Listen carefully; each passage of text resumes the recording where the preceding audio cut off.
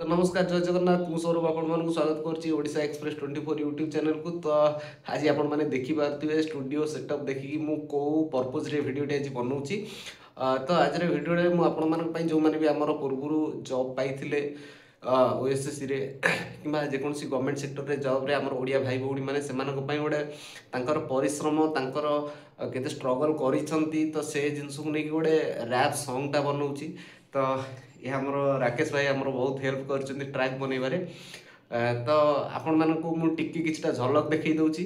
ए गीतटा बहुत शीघ्र आसुची हमर एक्चुअली रिजल्ट बाहरला पर गीतटा मु रिलीज करबी। तो एबे बना चलची तो हल्का किछटा झलक देखै दउची। तो आपण माने कमेंट रे निश्चित मते जणाइबे केमिति लागुची ए गीतटा। तो चलो जीवा फ्लैशबैक।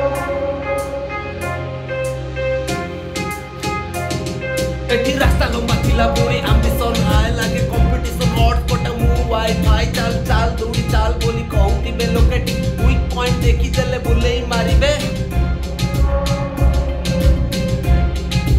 बस आपण माने निहाती कमेंट रे जणाइबे केमिति लागुची। वर्तमान एटा टिके स्टार्टिंग होची हमरो सजासजी होची ट्रैक टा।